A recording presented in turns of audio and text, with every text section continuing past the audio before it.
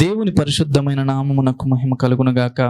మన ప్రభువును రక్షకుడును నేనే యేసుక్రీస్తు ప్రభుల వారి ఉన్నతమైన నామములో ప్రియ బిడ్డలైన మీ అందరికీ కూడా నిండు శుభాభివందనాలు తెలియజేస్తూ ఉన్నాను. సర్వాధికారి అయినటువంటి దేవాతి దేవుని ఉచితమైన కృప చొప్పున మనందరము కూడా సజీవులుగా ఉండి దేవుని అమూల్యమైన మాటలు మనం ధ్యానించుటకు దేవుడిచ్చిన ఈ గొప్ప ఆధిక్యతకై, ఈ తరుణానికై మనం ఎంతగానో కృతజ్ఞతాస్తుతి స్తోత్రములను చెల్లించబద్దులమై ఉన్నాం. మంచిది ప్రియులారా, దినదినము మీ స్థానిక సంఘాలలో సేవకుని యొక్క నోట నుంచి వచ్చే మాటల్లో దానిలో ఓ కొంత గొప్ప భాగాన్ని దేవుడు మరలా మీకు ఒక మంచి మాటలు ధ్యానించడానికి, పంచుకోవడానికి ఈ అల్పుడైన నన్ను కూడా వాడుకుంటున్నందుకు ఎంతగానో సంతోషిస్తూ ఉన్నాం. ఇలా నిరంతరము వాక్యానికి ప్రేమించి మక్కువ చూపి భక్తి జీవితంలో ఎదగాలని ఆశపడుతున్న మీ అందరిని చూసి దేవుడు ఎంతగానో సంతోషిస్తూ ఉన్నాడు. మరింతగా మీరు భక్తి జీవితంలో ముందుకు వెళ్ళాలని ఎంతగానో ఆకాంక్షిస్తూ ఉన్నాం. మంచిది. ఈ దినకాలమున మనం ధ్యానం చేయబోతున్న అంశభాగం ఏమిటి అంటే, దేవుని కొరకు విడిచిపెట్టి నడిచిన వారు. మనుష్యుల కొరకు కాదు, దేవుని కొరకు విడిచిపెట్టి నడచిన వారి యొక్క జీవితాలు చూద్దాం. ఏమేమి విడిచిపెట్టారో, విడిచిపెట్టిన తర్వాత ఏ ధన్యకరమైన జీవితాన్ని పొందుకున్నారో కూడా చూద్దాం. ఇప్పుడు మనం ధ్యానం చేయబోతున్న అంశభాగం ఏమిటి అంటే, దేవుని కొరకు విడిచిపెట్టి నడచిన వారి యొక్క జీవితాలను చూద్దాం. సరేనా? లేఖనానుసారంగా మొట్టమొదటిగా మూలవాక్యాన్ని చూద్దాం. మనం మార్కు సువార్త 10వ అధ్యాయము 28 నుంచి 30 వచనములు గల వాక్యమును చూద్దాం. పేతురు ఇదిగో మేము సమస్తమును విడిచిపెట్టి నిన్ను వెంబడించితిమని ఆయనతో చెప్పసాగెను. అందుకు యేసు ఇట్లనెను, నా నిమిత్తము సువార్త నిమిత్తమును ఇంటినైనను అన్నదమ్ములనైనను అక్క చెల్లెండ్రనైనను తల్లిదండ్రులనైనను పిల్లలనైనను భూములనైనను విడిచినవాడు ఇప్పుడు ఇహమందు హింసలతో పాటు నూరంతలుగా ఇండ్లను అన్నదమ్ములను అక్క చెల్లెండ్రులను తల్లులను పిల్లలను భూములను రాబోవు లోకమందు నిత్య జీవమును పొందునని మీతో నిశ్చయముగా చెప్పుచున్నాను. ఈ వాక్యం చెప్పబోయే ముందు నేను మనసులో అనుకున్నాను, ఈ వాక్యాన్ని చూయించడం వలన కొంతమంది భ్రమపడి, ఏంటి లేఖనానుసారంగా ఇలా ఉంది, ఈ కుటుంబాన్ని ఇచ్చిన దేవుడు ఊరికేనా, వాళ్ళందరినీ వదిలిపెట్టడానికేనా, వాళ్ళందరినీ వదిలేస్తారా నిత్యరాజ్యం, లేకపోతే నిత్యరాజ్యం లేదా అని విమర్శనాత్మకంగా దేవుణ్ణి దూషించి ఆలోచించి ప్రశ్న కోసం లేదా జవాబు కోసం ఆలోచించేవారు కొంతమంది, జవాబు కొరకు ఆలోచించుకోకుండా ప్రశ్నలోనే దేవుణ్ణి దూషించేవారు మరికొంతమంది. అయితే అన్నదమ్ములైనా అక్క చెల్లెలైనా తల్లిదండ్రులైనా సేవకునికి అనగా సేవ చేసే బిడ్డలకి ఎంతో ప్రోత్సాహకరాన్ని ఇస్తూ పరిచర్యలో నడిచిన వారిని చూసాం కదా మనం. ఉదాహరణకు మీరు చూస్తే మార్కు గారి కుటుంబంలో వారి తల్లి అయిన మరియను చూడండి. వారి యొక్క కుటుంబాన్ని, వారి యొక్క ఇంటినే సంఘంగా మార్చేసుకుంది, వదిలిపెట్టలేదే. ఎవరైతే పరిచర్యకి వ్యతిరేకించి అనుకూలతగా ఉండుకోకుండా ఉన్నారో, కొంత సమయం పరిచర్యకి భంగం కాకుండా కొంత వారికి దూరంగా ఉండండి, పరిచర్యను కొనసాగించండి. ఈ ఆస్తులు అంతస్తులు ఎప్పటికైనా ఉంటాయి, పరిచర్యకి అవి భంగం కాకుండా కొంతవరకు మనకు సహకరించేంత వరకు అనుకోవచ్చు. అలాంటి వారితో కొంత దూరంగా ఉంటే దేవుడు ఏమంటున్నాడంటే, అలా అప్పుడు నీకు వ్యతిరేకించేప్పుడు వారందరిని వదిలిపెట్ట, నీకు నిత్యరాజ్యం తప్పనిసరి అని దేవుడు మాట్లాడుతున్నాడు. అంటే వారందరిని వదిలిపెట్టేసేయండి అని కాదు.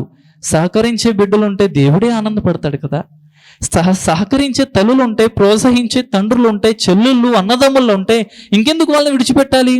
వారందరితో ఒకరి చెయ్యి ఒకరు పట్టుకుని, ఒకరి మాటతో ఒకరు ఏకమై దేవుని సన్నిధిలో దూసుకుపోవచ్చు. అలాంటి వారు కాకుండా ఎవరైతే వ్యతిరేకించి పరిచర్యకి భంగం కలిగించే వాళ్ళు ఎవరైతే ఉన్నారో వారికి కొంతగా దూరంగా ఉండడం శోభస్కరం, శ్రేయస్కరం. దేవుడిచ్చే రాజ్యాన్ని పొందుకోవడానికి అదే నిదర్శనం. అందుకు మాట్లాడుతున్నాడు. సరే, ఒకసారి మరలా అదే వచనాన్ని చదివి మరలా ముందుకు కొనసాగుదాం. ఎందుకు వీరందరూ అన్నిటినీ విడిచిపెట్టారంటే ఒక్కటే కాన్సెప్ట్. 30వ వచనం గల వాక్యం చదువుకుందాం. ఇప్పుడు ఇహమందు హింసలతో పాటు నూరంతలుగా ఇండ్లను, అన్నదమ్ములను, అక్కచెల్లెండ్రులను, తల్లులను, పిల్లలను, భూములను రాబోవు లోకమందు నిత్య జీవమును పొందునని మీతో నిశ్చయముగా చెప్పుచున్నాను. ఒకవేళ మీరు పరిచర్య చేస్తున్నప్పుడు వీరందరూ మీకు భంగం కలిగించిన వారందరిని విడిచి మీరు పక్కకు వస్తారు కదా, తర్వాత వారందరిని మీ దగ్గరికి తీసుకువస్తా. కానీ దానికంటే అమోఘం ఏమిటి అంటే నిత్య రాజ్యాన్ని కూడా, నిత్య జీవాన్ని కూడా మీరు నిశ్చయంగా పొందుకుంటారు. వీరందరూ కూడా ఒకటే కాన్సెప్ట్. నిత్య జీవాన్ని పొందుకోవడానికి దేవుడిని ఆశ్రయిస్తూ ప్రతిదీ కూడా, వారికి ఉన్న ప్రతి దాన్ని కూడా విడిచిపెట్టి దేవునితో నడిచారు. అందుకే ఈరోజు మనం ధ్యానం చేస్తున్న అంశభాగం ఏమిటి అంటే దేవుని కొరకు విడిచిపెట్టి నడిచిన వారు అని మనం మాట్లాడుకుంటున్నాం. కొంతమంది ఉన్నారు, 4 లేదా 5 వ్యక్తుల జీవితాలు మనం చూసి వారు ఏం విడిచిపెట్టారు, విడిచిన దాని నుంచి ఏం పొందుకున్నారు మనం చూసి ముందుకు కొనసాగుదాం. ఆదికాండము 12వ అధ్యాయము 1 నుంచి 4 వచనములు గల వాక్యమును చదువుకుందాం. లేఖన పరిశుద్ధ గ్రంథం ఉన్న ప్రతి ఒక్కరూ కూడా తెరచి చదువుదాం. ఆదికాండము 12వ అధ్యాయము 1 నుంచి 4 వచనములు గల వాక్యమును చూద్దాం. యెహోవా నీవు లేచి నీ దేశము నుండి నీ బంధువుల యొద్ద నుండి నీ తండ్రి ఇంటి నుండి బయలుదేరి నేను నీకు చూపించు దేశమునకు వెళ్ళుము. నిన్ను గొప్ప జనముగా చేసి నిన్ను ఆశీర్వదించి నీ నామమును గొప్ప చేసేదను. నీవు ఆశీర్వాదముగా ఉండు. నిన్ను ఆశీర్వదించు వారిని ఆశీర్వదించదను, నిన్ను దూషించు వారిని శపించదను. భూమి యొక్క సమస్త వంశములని యందు ఆశీర్వదించబడునని అబ్రాముతో అనగా యెహోవా అతనితో చెప్పిన ప్రకారము అబ్రాము వెళ్ళెను. లోతు అతనితో కూడా వెళ్ళెను. అబ్రాము హారాను నుండి బయలుదేరినప్పుడు 70 ఏళ్ళు గలవాడు. అబ్రహాము జీవితం చూస్తే పునః ప్రారంభంలో దేవుణ్ణి నమ్మినటువంటి వ్యక్తి కాదు. అంటే దేవుడు నిజమైన దేవుడని ఎరిగిన వ్యక్తి అయితే కాదు. ఆస్తులున్నాయి, అంతస్తులున్నాయి, పనివారు ఉన్నారు, రాజ్యాలుగా కొంత విభాగింపబడ్డారు, అన్నీ ఉన్నాయి. పశువుల దగ్గర నుంచి, పనివారి దగ్గర నుంచి, పొలాల నుంచి, ఆస్తులు, ఐశ్వర్యాలు, వ్యాపారాలు అన్నీ ఉన్నాయి. వారు చేసే వ్యాపారాలు ఏమిటి అంటే విగ్రహాలు నిర్మించడం, తయారు చేయడం. ఒక పరంగా చెప్పాలంటే శిల్ప కళాకారుడిగా కూడా మనం మాట్లాడుకోవచ్చు. అవును కదా, విగ్రహాలు చేసేవాళ్ళు అదే స్కల్ప్చర్ అంటారు కదా, వాళ్ళు తయారు చేసేవారు. ఓకే, ఆ విధంగా ఉన్నారు. కానీ మొదలో ఓ ప్రశ్న, ఇన్ని విగ్రహాలు చేస్తున్నా సంతానం లేదు, వివాహమైంది, అంతా బాగుంది, ఆస్తులు ఉన్నాయి, పనివారు ఉన్నారు, అంతా ఉన్నారు. కానీ విగ్రహాలు చేయబడి నా చేత రూపింపబడి ఏ ఒక్కరు నాతో మాట్లాడలేదు కదా, నిజమైన దేవుడు అన్నటువంటి సంకోచితలో ఎదురు చూస్తూ తన హృదయంలో నిజమైన దేవుడు అన్న ప్రశ్నార్థకమైనటువంటి ఆ జీవితంలో ఓ జవాబు వచ్చింది. అబ్రామా అని దేవుణ్ణి ఎతుకుతున్నటువంటి అబ్రహాము జీవితంలో దేవుడే స్వయంగా వచ్చి మాట్లాడి, నీ తల్లిదండ్రులను, బంధుమిత్రులను, సమస్తాన్ని వదిలిపెట్టి నేను నీకు చూపించు దేశానికి నువ్వు వెళ్ళాలి. అక్కడ నేను విస్తారముగా ఆశీర్వదిస్తా, నిన్ను ఆశీర్వదించే వారిని ఆశీర్వదిస్తా, నిన్ను దూషించే వారిని శపిస్తా. ఏది ఏమైనా సరే ప్రపంచవ్యాప్తంగా నేను విస్తరింపచేసి నిన్ను ఆశీర్వదించబోతూ ఉన్నా అని మాట్లాడాడు. దేవుడు మాట్లాడాడు, విన్నాడు. అప్పటికే స్థిరపడిపోయిన వ్యక్తి కదా, వ్యాపారంలో మంచి వ్యాపారవేత్త, ప్రముఖ పారిశ్రామికవేత్త అని కూడా అనుకోవచ్చు. విస్తారమైనటువంటి గొప్ప ఆస్తులు ఉన్నాయి. ఎవరు విడిచిపెట్టి వస్తారు? మీరు వస్తారా? ఇప్పుడే మీరు కొన్ని చిరు వ్యాపారాలు చేస్తున్నారు అనుకుందాం. దేవుడు మీతో మాట్లాడి నా పరిచర్య చేయాలి సోదరా నువ్వు వచ్చేసేయి అని అన్నా అనుకోండి. నా కుమార్తె, ఓ మార్తమ్మ, ఓ కుమార్తెమ్మ, ఓ లలితమ్మ, ఓ కుమారయ్య, కొండయ్య, ఎవరో అనుకుందాం. దేవుడు మిమ్మల్ని పేరు పెట్టి పిలిచాడని అనుకుందాం. మీరు వస్తారా? రారు. వస్తా పో, తర్వాత వస్తా పో. ఎందుకు రావాలి? నా పనులన్నీ వదిలిపెట్టుకుని రావాలా? ఈ రకంగా మాట్లాడతారు. కానీ అబ్రహాం జీవితంలో మాత్రం సమస్తాన్ని విడిచిపెట్టి దేవుని మాటని పిచ్చి పట్టిన వాడిగా ఒక మాట చెప్పాలంటే దేవుని మాట మీదే విశ్వాసం చేయించి సమస్తాన్ని విడిచిపెట్టి దేవునితో నడిచాడు. ఇప్పుడు మనం అబ్రహాము దేవుడా అని పిలుచుకుంటున్నాం. ఇప్పుడు అంత గొప్పగా విశ్వాసులకు కర్తగా ఆశీర్వాదించబడినటువంటి గొప్ప కుటుంబంగా మార్చబడ్డాడు. ఓ గొప్ప యాజకుడిగా మార్చబడ్డాడు. మన జీవితంలో కూడా ఇలాంటి ధన్యకరమైన జీవితం చూడాలి అంటే, మనం కూడా ఆశీర్వదించబడాలంటే ఏం చేయాలంటే, మొట్టమొదటిగా మనకున్నటువంటి సంపాదన ధ్యేయంగా కొన్ని చేసుకుంటున్నాను చూశారు, దానిని కొంత దేవునికి ఇబ్బంది కలుగుతుంది. దేవుని దగ్గరికి నీవు వచ్చి మోకరించడానికి అది అభ్యంతరం అవుతుంది. దేవుని దగ్గరికి కుటుంబ సమేతంగా నీవు రావడానికి ఆ సంపద, ఆ ఆస్తులే ఇబ్బంది అవుతూ ఉన్నాయి. వాటిని కొంత సమయం పక్కన పెట్టండి అమ్మా. మన జీవితాల్లో కూడా ఇంకా నెమ్మదిని, ఇంకా సంతోషాన్ని, ఇంకా అభివృద్ధిని చూస్తాం. అబ్రహాం జీవితంలో అంతటిని విడిచిపెట్టాడు. మొట్టమొదటిగా గొప్ప ఆశీర్వాదాన్ని పొందుకున్నాడు. ఈరోజు చాలామంది ఏమన్నా ప్రార్థనకి రావట్లేదే, ఏమైందన్నా అంటే, ఏంటన్నా నా కుటుంబాన్ని నువ్వేమైనా వచ్చి పోషిస్తావా? నా కుటుంబాన్ని నువ్వేమైనా వచ్చి ఆదరిస్తావా? నీ కుటుంబాన్ని పోషించలేనేమో, కానీ సేవకుడు అనే మాట, నీ కుటుంబం బాగుండాలని నిరంతరము కన్నీరు కార్చడానికైతే నేను సిద్ధంగా ఉన్నాను. సేవకులు చాలామంది, అవును కదా. వాటన్నిటిని విడిచిపెట్టి 1 గంట, గంటన్నర, 2 గంటల పాటు దేవుని దగ్గర ఎందుకు గడపలేకపోతూ ఉన్నాం? జీవితాన్ని దేవునికి సమర్పించేసిన అబ్రహాము జీవితం చూసాం కదా. ఆఫ్టర్ ఆల్ 2 గంటలు, 24 గంటల్లో 10% అనుకుందాం. ఎంత? 2.4, 2 గంటల 40 నిమిషాలు 24 గంటల్లో అనుకుందాం.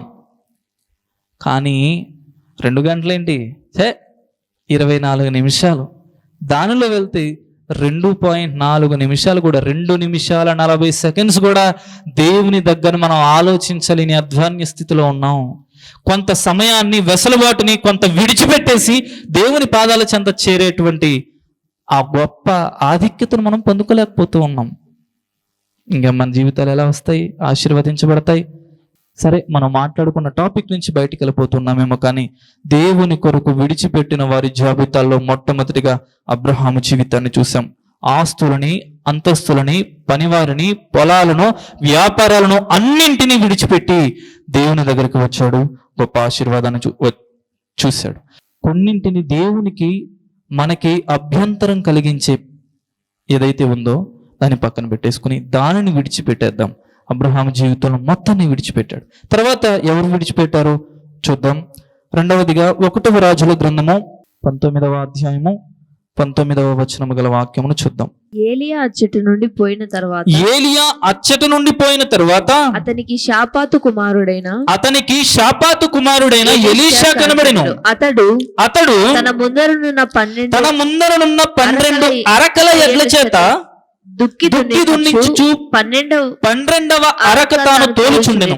ఏలియా అతని చేరబోయి తన దుప్పటి అతని మీద వేయగా అతడు ఎడ్లను విడిచి ఏలియా వెంట పరుగెత్తి నేను పోయి నా తల్లిదండ్రులను ముద్దు పెట్టుకుని తిరిగి వచ్చి నిన్ను వెంబడించదని చెప్పి అతనిని సెలవడగా అతడు పోయి రమ్ము, నా వలన నీకు నిర్బంధము లేదని చెప్పాను. అందుకతడు అతనిని విడిచి వెళ్ళి కాడి ఎడ్లను తీసి వధించి వాటి మాంసమును గోర్తి నోగల చేత వంట చేసి జనులకు వడ్డించెను.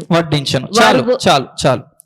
మహాభక్తుడైనటువంటి ఏలియా గారు అక్కడ షాపాతు కుమారుడైనటువంటి ఎలీషాకు కనబడి తన దుప్పటిని తన పైన వేసి పరిచర్యకు నువ్వు వచ్చేసాయి, నా వెంట వచ్చేసాయి అని శిష్యుడిగా చేర్చుకోవడానికి ద్వారం ఇచ్చాడు, పిలుపునిచ్చాడు. అయితే అప్పుడే మన ఎలీషా గారు చక్కగా వ్యవసాయం చేస్తూ దుక్కులు దున్నుతూ చేస్తా ఉన్న పనిని వెంటనే విడిచిపెట్టేశాడు. పని చేసుకుంటున్నా ఇంకా అవలా, దున్నుతున్నా ఇంకా అవలా, చాలా పని ఉంది, నువ్వు పిలిస్తే వెంటనే వచ్చేసేయాలి అని అనలా.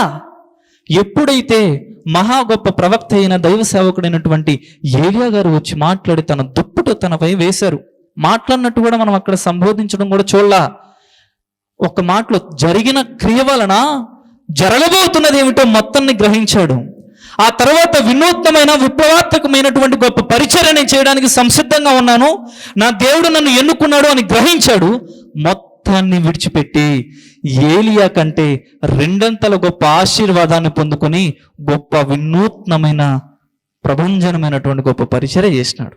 మా తల్లిదండ్రులు ఉన్నారే, చెప్పొస్తానలా ఒక్కసారి ముద్దు పెట్టుకొని వస్తా, ఆ తర్వాత వధించి అందరికీ భోజనాలు పెట్టుకుని, ఎందుకో తెలుసా, నా దేవుడు నన్ను పిలుచుకుంటున్నాడు, ఓ గొప్ప సేవకుడు నన్ను పిలుస్తూ ఉన్నాడు, ఆయన దగ్గర శిష్యత్వం చేసి నేర్చుకుని గొప్ప పరిచర్య చేయడానికి నాకు ఆహ్వానం తెలిపారు అని దేవునికి కృతజ్ఞతగా తన దగ్గరున్న పనివారు కావచ్చు, మిగతా వారు కావచ్చు, విందు భోజనాన్ని, ప్రేమ విందును కూడా జరిగించి గొప్ప పరిచర్య చేశాడు. ఈరోజు నాయనా పలానా చోట పరిచర్య ఉంది కదా అంటే, జాబ్ కుదరదు, వేరే పని ఉంది అని అనుకుంటూ ఉంటారు, ఎన్నో కహానీలు చెప్తూ ఉంటారు. ఒకప్పుడు మీరే పరిచర్య చేసింది, ఒకప్పుడు మీరే చక్కగా ఉంది, కానీ ఇప్పుడు ఏమైపోయింది, లేదు, విడిచిపెట్టలేకపోతున్నాం. ఏమడ్డొస్తుందో తెలుసా, ధనం అడ్డొస్తుంది, పనులు అడ్డొస్తూ ఉన్నాయి. ఈరోజు చాలామంది సేవకులు ఫోన్ చేస్తూ ఉంటారు, నాయన ప్రార్థనకి రావచ్చు కదా, ఎందుకు మానుకుంటున్నావు, ఎందుకని శ్రమలు పొందుకుంటున్నావు, జీవితంలో బాగుండాలి కదా, నీకోసమే కదా ఇంత ప్రయాసపడి బ్రతిమలాడుతూ ఉన్నావు, నీకోసం ప్రార్థన చేస్తున్నావు, రండి అంటే, పొలంలో మందు కొట్టాలి, పొలాల్లో మందు కొట్టాలి, చెరువులకి మేత వేయాలి, పాలు పితకాలి, గేదకి మేత వేయాలి, ఇవే చెప్పి కహానీలు చెప్పి దేవునికి దూరం అయిపోతూ ఉన్నారు, దేవునికి దూరం అయిపోతూ ఉన్నారు, విడిచిపెట్టలేకపోతూ ఉన్నారు.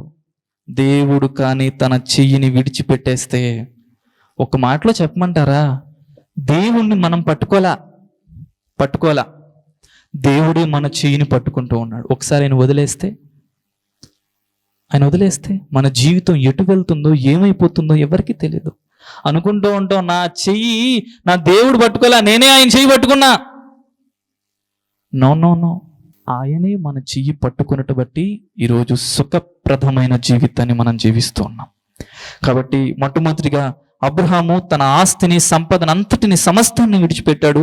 రెండవదిగా ఎలీషా తన పనిని విడిచిపెట్టి దేవుని కొరకై నిలబడ్డాడు. మూడవదిగా కూడా చూద్దాం, ఆదికాండము 39వ అధ్యాయము 13వ వచనము గల వాక్యమును చూద్దాం. అతడు తన వస్త్రమును ఆమె చేతిలో విడిచి తప్పించుకొని పోవటం ఆమె చూచినప్పుడు. చాలు, ఇదంతా మీకు చాలా సుపరిచితమైనటువంటి వాక్యమే. ఎవరిని గురించి మాట్లాడుతున్నారంటే, యోసేపు గారి జీవితం గురించి ఇక్కడ మాట్లాడుతున్నాం. పోతీఫరు తీసుకువెళ్ళాడు, అన్నింటిపైన అధికారిగా నియమించాడు, ఘనమైనటువంటి ఓ గొప్ప నాయకత్వం, న్యాయ విధులు జరిగిస్తుండగా పోతీఫరు భార్య యోసేపు పైన వ్యామోహించి, మోహించి తప్పు చేయడానికి తన్ని పూనుతుంది, రమ్మని చెప్పి పిలుస్తూ ఉంది. ఈ మాటలు మాట్లాడడానికి కొంత అభ్యంతరకరంగా ఉంటాయి, కానీ వాస్తవాలే. అయితే కానీ ఏం చేశాడంటే, దొరికిందిలే కదా అని చెప్పి తన యొక్క దేవుడు పిలిచిన పిలుపుని, దేవుడు ఆల్రెడీ చేసిన దర్శనాన్ని మరవల విడిచిపెట్టేసి తన బట్టను పారవేసి అక్కడి నుంచి పారిపోయాడు. పాపము నుంచి పారిపోయి పాపమును విడిచిపెట్టిన వ్యక్తి ఎవరైతే ఉన్నారో అతను యోసేపు. పాపాన్ని విడిచిపెట్టాడు యోసేపు. మొట్టమొదటిగా సమస్తాన్ని విడిచిపెట్టాడు అబ్రహాం, తన పనిని విడిచిపెట్టాడు ఎలీషా, ఆ తర్వాత పాపాన్ని విడిచి వస్త్రమును విడిచిపెట్టినటువంటి యోసేపు. చివరిగా మరొక వ్యక్తిని చూసి మనం ముగించుకుందాం. లూకాసు వార్త 18వ అధ్యాయము 28వ వచనము గల వాక్యమును చూద్దాం. పేతురు ఇదిగో మేము మాకు కలిగినవి విడిచిపెట్టి నిన్ను వెంబడించితిమనగా. చాలు, అపోస్తులు అనగా పంపబడిన వారు లేదా పిలువబడిన వారు, వేరు చేయబడిన వారు అని అర్థం. అపోస్తులుగా ఉన్న 12 మంది శిష్యులు ప్రతి ఒక్కరు కూడా సమస్తాన్ని విడిచిపెట్టేశారు. మత్తని చూస్తే ట్యాక్స్ కలెక్టర్ విడిచిపెట్టేశారు. పేతురు గారిని చూసిన ఓ గొప్ప వ్యాపారం కలిగిన వాళ్ళు, పనివారు కలిగిన వారు, చేపలు పట్టేటువంటి గొప్ప వ్యాపారం, వారు విడిచిపెట్టేశారు. కానీ నేను ఇక్కడ ప్రత్యేకంగా ఒక వ్యక్తిని గురించి మాట్లాడుతున్నా, లూకా గారు. ఈరోజు ప్రస్తుతం డిమాండింగ్ ఉన్నటువంటి గొప్ప జాబ్ ఏంటి, గొప్ప వృత్తి ఏమిటి అంటే వైద్య వృత్తి. అవును కదా, వైద్య వృత్తి. అలాంటి వారి యొక్క సంపాదన, అసలు వైద్య వృత్తికి వచ్చేవారు సగం మంది కాదు, కానీ చాలా మంది చెప్పుకుంటారు, ఎందుకు అందరినీ వైద్యం చేసి బ్రతికించడానికి, ఎంతో మంచి కార్యాలు చేయడానికి అంటాం. కానీ తర్వాత ఆస్తులే సంపాదనే ధ్యేయంగా వైద్యం, సీట్లు, కోట్లు వెచ్చించి ఖర్చు పెట్టి చేసిన వారు కూడా చాలామంది. ఆనాటి దినాల్లోనే అంత గొప్ప వైద్యుడైన లూకా గారు వైద్య వృత్తిని వదిలిపెట్టి దేవుని పరిచర్యకై పరుగులు తీసినటువంటి వ్యక్తి. ఓ గొప్ప అద్భుతమైనటువంటి లూకా ఓ గొప్ప సువార్తను వ్రాశాడు. అపోస్తులు చేసిన ప్రతి కార్యాన్ని తెటచక్కగా గొప్పగా వర్ణించాడు మనందరికీ. అంత గొప్ప వ్యక్తి ఆ వైద్య వృత్తిని వదిలిపెట్టి దేవుని కొరకు పరిచారకుడిగా, పనిచేసే బిడ్డగా, పరిచర్యగా ఎదుగుతూ వచ్చాడు. ఏ వృత్తి దేవునికి పరిచర్య చేయడానికి నీకు అభ్యంతరం కలిగిస్తుంది? నువ్వు చేస్తున్న ఏ పనిని బట్టి దేవునికి నీకు సంబంధం తెగిపోతూ ఉంది? నువ్వు ఏ వృత్తిలో ముందుకు కొనసాగుతూ దేవుని విడిచిపెట్టేస్తూ ఉన్నావు? నేను చూశానండి కల్లారా, కొన్ని సంఘాలలో ఓ గొప్ప గొప్ప సాఫ్ట్వేర్ కంపెనీల్లో పనిచేస్తున్న వారు 8 గంటలకు ప్రార్థన అయితే 7:45 వచ్చి ఒక క్లాత్ తీసుకుని చైర్స్ని క్లీన్ చేసేవారని నా కల్లారా చూశాను. సైంటిస్ట్ హైదరాబాద్లో కొంతమంది ఉన్నతమైన విద్యను అభ్యసించి సైంటిస్ట్గా ఒక మంచి కంపెనీలో ఉన్నవారు కూడా వచ్చేసి అందరికీ పరిచర్య చేసేవారని నా కల్లారా చూశాను. చిన్న చిన్న పనులు చేసుకుంటున్న మనం 8 గంటలకి ప్రార్థన అయితే 10 గంటలకు అయిపోయి 5 నిమిషాల ముందు వచ్చి నేను ఉన్నాను సుమా అని చెప్పేవారు చాలామంది. ఎందుకు రాలేకపోతే కుదరడంలే. ప్రధానమంత్రి మోదీకి కూడా కొంత సమయం తను క్యాలిక్యులేషన్ చేసుకుని చక్కగా ఆయా సమయాల్లో కేటాయించుకుంటాడు. ఆయన సేవిస్తున్నటువంటి దేవాతి దేవునికి, ఆయన అనుకుంటున్న, ఆయన పూజిస్తున్న వారికి సమయాన్ని ఇస్తూనే ఉంటున్నారు. కానీ మనం మాత్రం కొంతమంది దేవునికి సమయం ఇవ్వలేక భ్రష్టత్వంలో ఉండిపోతున్నారు, బుద్ధిలో శుద్ధి లేక బ్రతుకుతున్నారు. ఒక మాటలో చెప్పాలంటే ఎంత బాధాకరం. ఏమని కోరుకుంటారు కొంతమంది? శవాల పెట్టులు తయారు చేసి బిజినెస్ పెట్టుకునేవాడు ఏమని కోరుకోవాలి? అందరూ చచ్చిపోవాలని కోరుకుంటాడు. మరి వైద్య వృత్తి వాడు హాస్పిటల్ కోట్లు వెచ్చించి కట్టుకునేవాడు ఏం చేస్తాడు? రోగాలు ఎక్కువైపోవాలి అని కోరుకుంటాడు. ఎందుకు? బిజినెస్ కోసం. అంత సంపాదన వదిలిపెట్టి, మంచి వైద్య వృత్తిని వదిలిపెట్టి దేవుని కొరకు పిలువబడి పంపబడి ఘనమైన పరిచర్యను చేసిన వాడు, అన్నిటిని విడిచిపెట్టి దేవుని కొరకే బ్రతికిన వాడు లూకా. ఇంకా చాలా మంది ఉన్నారు. పేతురు గారు ఉన్నారు. మీరు చూస్తే అపోస్తలుడైన పౌలు ఉన్నాడు. ఈరోజు మనం గ్రీన్ కార్డ్, ప్రపంచంలో గ్రీన్ కార్డు ఉంటే చాలా గొప్పవాడు, స్థిరపడిపోయిన వాడు, అమెరికన్ సిటిజన్షిప్ ఉంటే ఇంకా మామూలుగా కాదు అనుకుంటాం.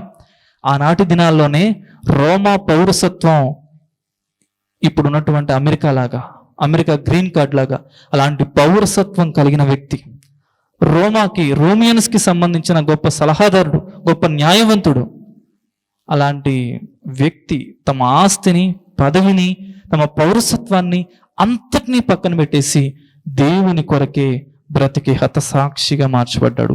విడిచిపెట్టేశాడు సమస్తాన్ని. మనమేం విడిచిపెట్టాం? అసలు దేవుని కొరకు మనమేం చేసాం? దేవుని కొరకు ఒక్కటైనా మనం విడిచిపెట్టామా? ఏది విడవక, దేవుని కొరకు ఏది చేయక దీవించబడాలంటే మన జీవితాల్లో ఏది జరగదమ్మా? వాక్యం వింటున్న ప్రతి ఒక్కరూ ఒకసారి ఆలోచించండి. నేను మీతో మాట్లాడుతూ ఉన్నాను, మీరేం విడిచిపెట్టారు? లేదా మనమేం విడిచిపెట్టాం దేవుని కొరకు?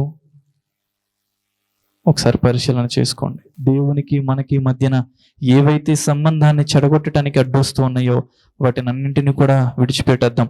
సంపద, లేకపోతే వృత్త, మన పనుల, మన వ్యాపారాల, మన కుటుంబమా, మన అనారోగ్యమా, ప్రతి దానిని కూడా విడిచిపెట్టి ఆ బంధకాలు తెంచుకుని దేవుని సన్నిధికి అడుగు పెడితే మన జీవితాల్లో గొప్ప ఆనందాన్ని చూస్తాం, గొప్ప ఆశీర్వాదాన్ని చూస్తాం. అబ్రహాం జీవితంలో చూడలేదా? ఎలీషా జీవితంలో చూడలేదా? యోసేపు జీవితంలో చూడలేదా? గుంటలో పడవేయబడి, అన్నదమ్ముల చేత వెలివేయబడి, త్రోసివేయబడిన వాడు చివరికి దిక్కయ్యాడు.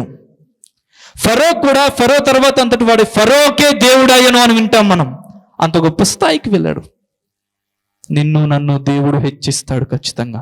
కానీ కొన్ని విడిచిపెడదాం, దేవుని కొరకే బ్రతుకుదాం, దేవుని పరిచర్యలో ముందుకు కొనసాగుదాం. దేవుడు మీ అందరినీ దీవించునుగాక. ప్రార్థించుకుందాం.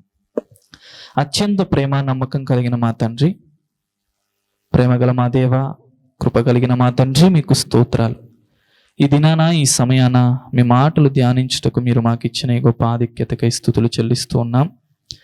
దేవా, అన్నింటినీ విడిచిపెట్టి ముందుకు నడిచిన వారు ఎవరు అని మేము చూసాం. అబ్రహాము జీవితాన్ని, ఎలీషా జీవితాన్ని, లూకా గారి జీవితాన్ని, శిష్యుల జీవితాన్ని, మేమందరి జీవితాలు చూసాం. యోసేపు జీవితాన్ని కూడా. మా జీవితాల్లో మేము దేవుని కొరకు, మీ కొరకు ఏం విడిచిపెట్టాం అని పరిశీలన చేసుకుంటే ఇప్పటి వరకు అంతగా చెప్పుకోదగినదైతే ఏదీ లేదు. ఇప్పటికైనా సరే మీ నుంచి ఎడబాటుగా మాకు చోటవుతున్న ప్రతి నీచమైన కార్యాన్ని, నీతి లేని కార్యాన్ని, అడ్డొస్తున్న కార్యాలను విడిచిపెట్టి, వాటన్నిటిని విడిచిపెట్టి మీ దరికి చేరి మీరు ఇచ్చే గొప్ప మెండైన దీవెనలు పొందుకొనుటకు సహాయము చేయండి.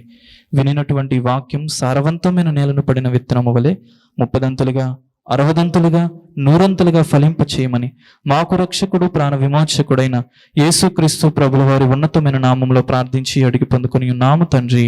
ఆమేన్. మన ప్రభువును రక్షకుడునునైన యేసుక్రీస్తుల వారి యొక్క ప్రశస్తమైన నామములో ప్రొద్దుటూరు పరిసర ప్రాంతాలలో ఉన్నటువంటి ఆత్మీయులైన దేవుని ప్రియబిడ్డలైన మీ అందరికీ శుభవందనములు తెలియచేయుచున్నాను. ప్రభునందు ప్రియులారా, దేవుని మహాకృపను బట్టి ప్రొద్దుటూరు ప్రాంతంలో హోమస్పేటలోని రాఘవరెడ్డి ఫంక్షన్ హాల్లో గడిచిన 2 సంవత్సరాల నుంచి జరుగుతున్న సువార్త కూడికను మార్చబడినది అని తెలియచేయుటకు సంతోషిస్తున్నాను. పైకి ఎక్కలేని అననుకూలతలో ఉన్నప్పుడు అందరము ప్రార్థన చేయగా ప్రొద్దుటూరు నడిబొడ్డున ఉన్నటువంటి ఒక స్థలమును దేవుడు మనకు లీజుకి ఇచ్చాడు. ప్రొద్దుటూరులోని గాంధీ రోడ్లో, అనగా సూపర్ బజార్ రోడ్డులో కల్లూరు ప్రసాద్ రెడ్డి అనబడే ఎముకల డాక్టర్ హాస్పిటల్ ఎదురుగా ఈ సువార్త కూడిక, సాయంకాలపు సువార్త కూడికను ప్రారంభించాం. దేవునిందు ప్రియులారా, ఒక వాక్యము కొరకు మాత్రమే ఈ కూడికను ప్రారంభించాం.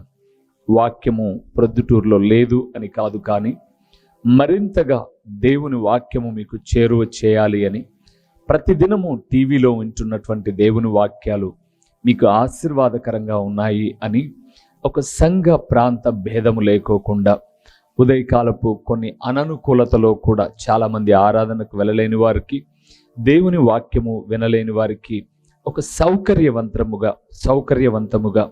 సూపర్ బజార్ రోడ్డులోని కల్లూరు ప్రసాద్ రెడ్డి హాస్పిటల్ ఎదురుగా ఒక క్రీస్తు ప్రార్థనా గృహము అనే ఒక స్థలంలో ప్రతి ఆదివారము సాయంకాలం 6 గంటల నుంచి 8:30 వరకు ఈ సువార్త కూడిక జరుగుతుంది.